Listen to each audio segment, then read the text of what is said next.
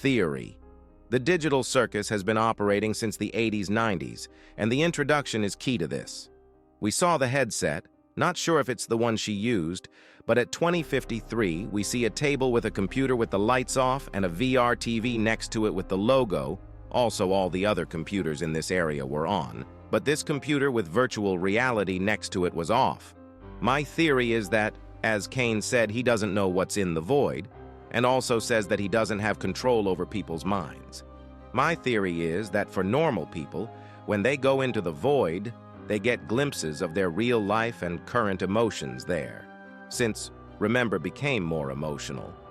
The void couldn't keep up with time, and it just kind of faded out, and Remember too, as if two dynamics were next to each other. But on the other hand, when Cain goes into the void, he's already darkened, because he's an AI.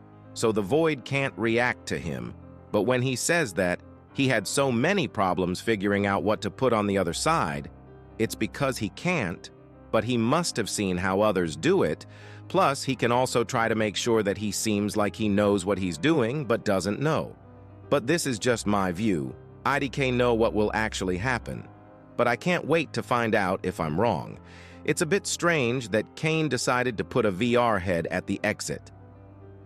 A few theories I have about this series.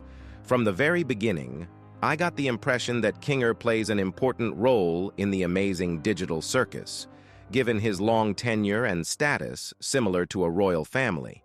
This is confirmed by his recent remarks about the functioning of digital food.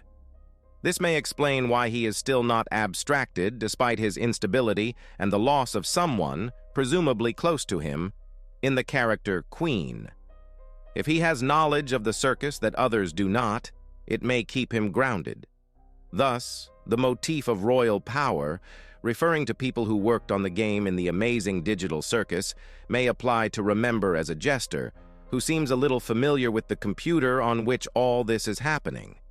I think that Regatta may be the most likely candidate for abstraction because she is the one you would least suspect of this, and she is clearly holding back her despair over this unpleasant situation.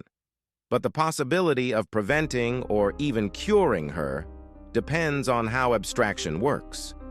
The appearance of the CNA logo led many to believe that Cain might have a brother named Abel.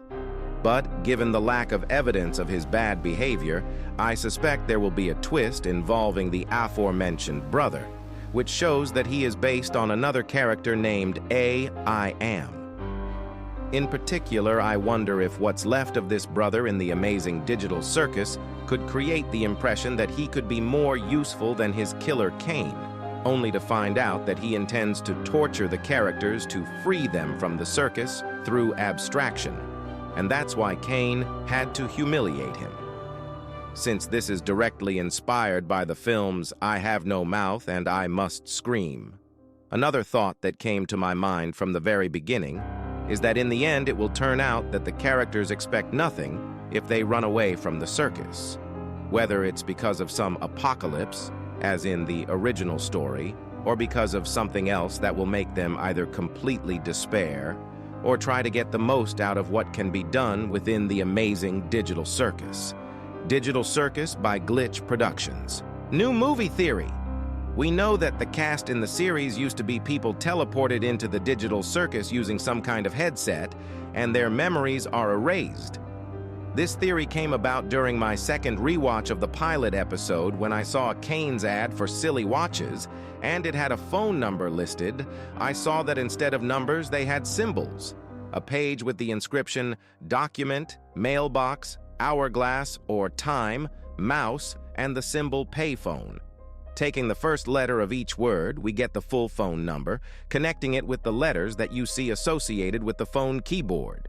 I get the full number, although I don't want to bother some poor soul asking about the digital circus that I found on YouTube.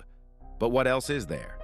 In the scene where Remember is running through the corridors, we see how she stops in an office building with a headset standing on a table next to a computer, as well as a refueling cabinet and a computer mouse. It's a stretch, but Remember might have been at work when a package arrived with her name on it, and inside was a headset, I assume, like the silly watches worked. When Remember entered the void, She's the only one who's associated with watches. It's not mentioned at the moment.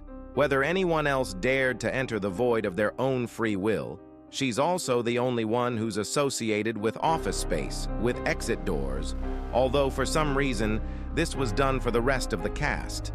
Maybe another plot of the exhibition area? But we have nothing to go on. Amazing comparison of the digital circus with the Gnostics. I want to start with a disclaimer. I didn't come up with this comparison. I learned about it from a channel called Cartoon Universe. Check out his channel. Also, I'm not an expert on this topic, and I urge people to do their own research as I'm making a brief comparison. So, I was watching the latest MatPat theory about TADC. I know I'm late, sue me. And I wanted to say something about the religious comparisons he made. Despite the fact that the Bible works, I know something very similar and opens up a whole range of new theories if you compare them. Gnostic texts, Google defines Gnosticism as a prominent heretical movement of the Christian Church of the 2nd century, partly of pre-Christian origin.